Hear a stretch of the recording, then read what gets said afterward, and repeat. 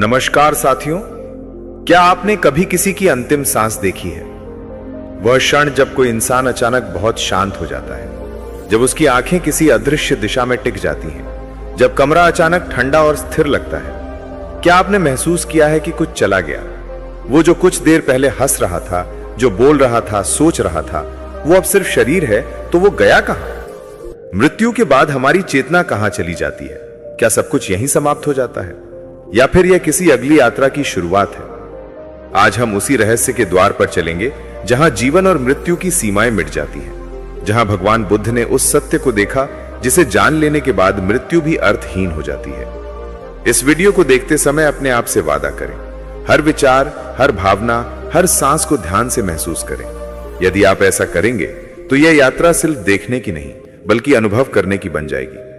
अब चलिए उस रहस्य की ओर बढ़ते हैं जहां भगवान बुद्ध ने देखी थी चेतना और मृत्यु की वास्तविकता। एक बार एक भिक्षु ने भगवान बुद्ध से पूछा, भगवान, जब कोई व्यक्ति मर जाता है तो वह कहां जाता है?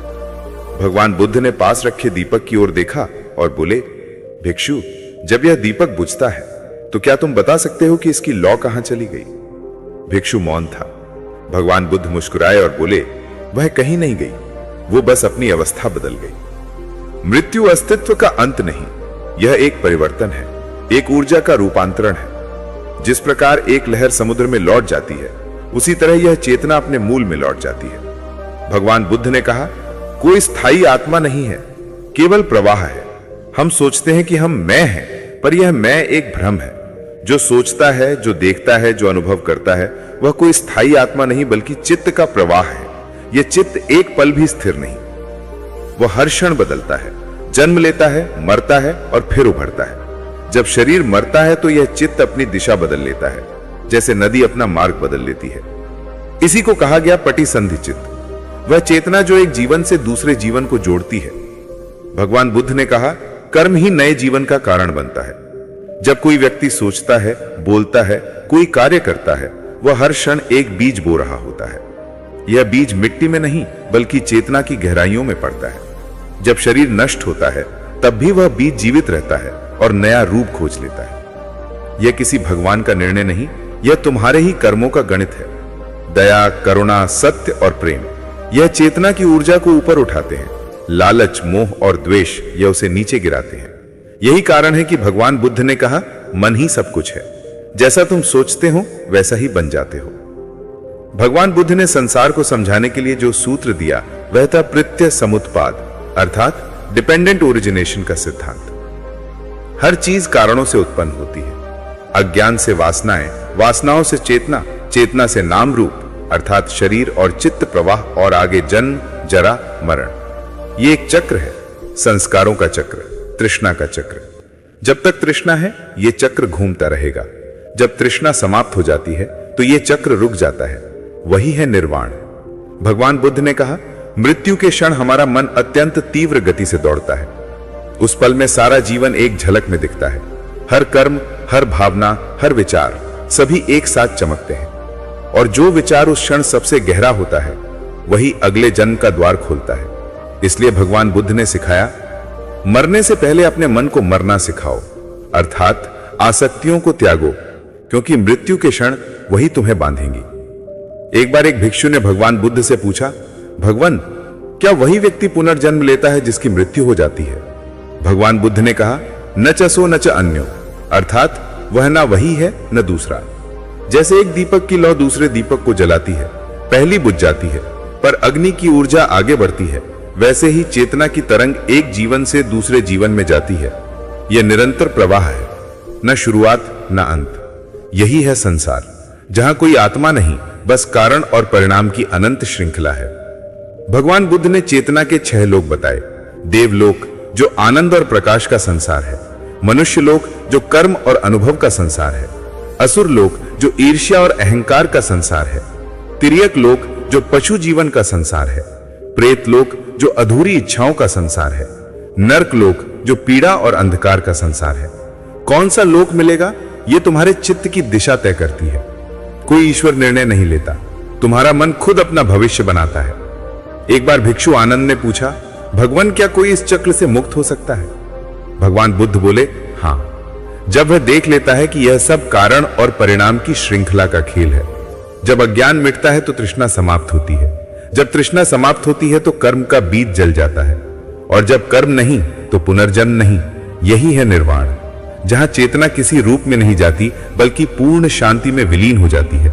वहां कोई भय नहीं, कोई आशा नहीं, सिर्फ अनंत शांति है। भगवान बुद्ध ने कहा, जो उत्पन्न हुआ वह मिटेगा, पर जो इस नश्वरता को, क्षणभंगुरता को देख रहा है वह जन्म मरण से परे है। वह देखने वाला कोई आत्मा नहीं बल्कि शुद्ध जागरूकता है, प्योर अवेयरनेस। जब तुम उसे पहचान लेते हो तब मृत्यु तुम्हारे लिए बस एक परिवर्तन रह जाती है। भगवान बुद्ध ने सिखाया, मृत्यु से बचना संभव नहीं पर उससे जागना संभव है। जब तुम हर पल को जागरूकता से जीते हो, जीवन की अनित्यता और क्षणभंगुरता को देखते हुए जीते हो, तो तुम पहले ही मृत्यु को जीत चुके होते हो। फिर न कोई डर रहता है, न कोई मोह, क्योंकि तुम जान जाते हो मृत्यु अंत नहीं बल्कि जागरण का द्वार है। भगवान बुद्ध ने कहा था, मृत्यु से मत डरो बल्कि उसे समझो, क्योंकि वही समझ तुम्हें अमर बना देती है।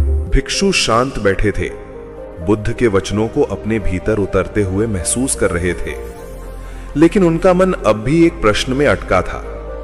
उन्होंने धीरे से पूछा, भगवान, यदि मृत्यु सिर्फ परिवर्तन है तो वो क्षण कैसा होता है जब ये परिवर्तन होता है?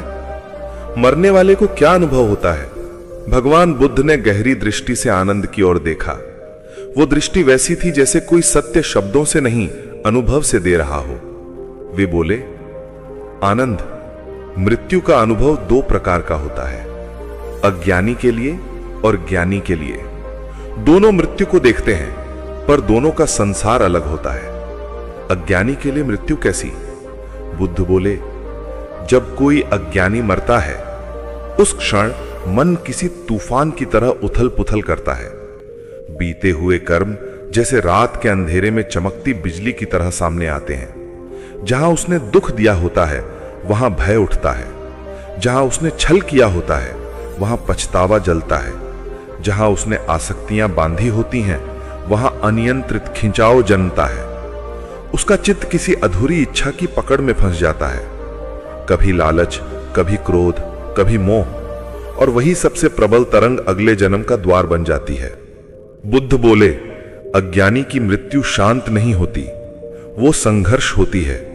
आसक्तियों का संघर्ष, भयों का संघर्ष, अपूरी इच्छाओं का संघर्ष। ज्ञानी के लिए मृत्यु कैसी?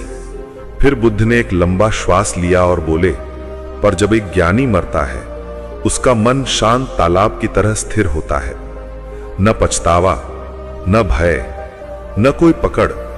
वो जीवन को उसी क्षण छोड़ देता है जैसे कोई कमल की पंखुड़ी से गिरती हुई ओस। बुद्ध ने कहा, ज्ञानी मृत्यु नहीं मरता, वो मृत्यु को देखता है, और जिसे देख लिया उससे डर कैसा।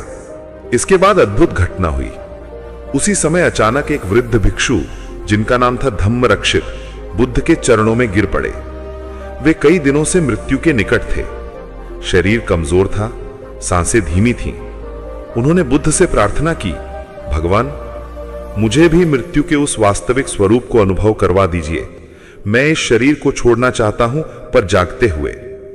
बुद्ध ने कहा, धम्मरक्षित, शरीर का मरना कठिन नहीं है, मन का मरना कठिन है, और जिसने मन को मरना सीखा उसी को मृत्यु के रहस्य का दर्शन होता है।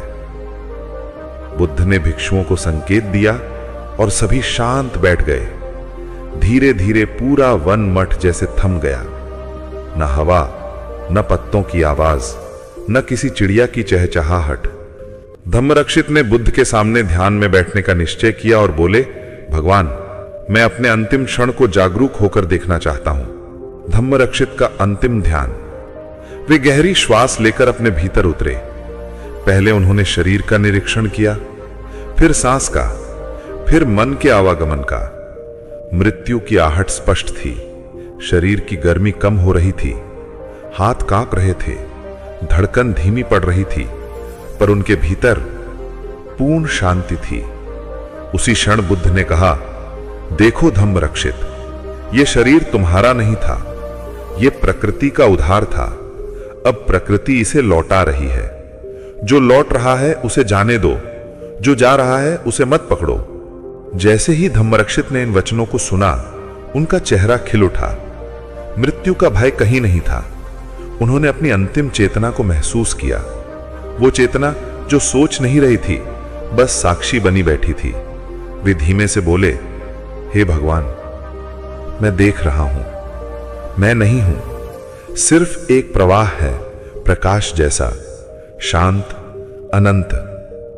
उनकी आवाज धीरे धीरे विलीन होती गई, शरीर स्थिर हो गया, आंखें शांत हो गईं और अगले ही क्षण धम्मरक्षित ने शरीर छोड़ दिया।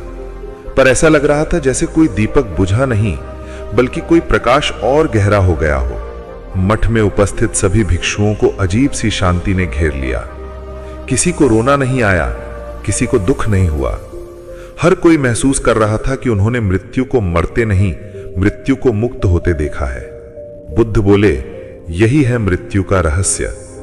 उन्होंने कहा, धम्मरक्षित ने मृत्यु को जिया नहीं, मृत्यु को देखा, और जिसने मृत्यु को देख लिया वो मृत्यु से परे चला जाता है। फिर बुद्ध ने अंतिम उपदेश दिया, जीवन का अंत दुख नहीं है, जीवन को न देख पाना दुख है। मृत्यु का अंत भय नहीं है, मृत्यु को न समझ पाना भय है। जिस दिन तुम जीवन और मृत्यु दोनों को साक्षी भाव से देख लोगे, तुम समझ जाओगे जन्म और मृत्यु दो किनारे हैं और चेतना वो नदी है जो सदैव बहती रहती है। अगर यह संदेश आपके भीतर तक उतर गया हो, अगर इस वीडियो ने आपके मन में कोई हलचल या शांति पैदा की हो, तो इसे लाइक करें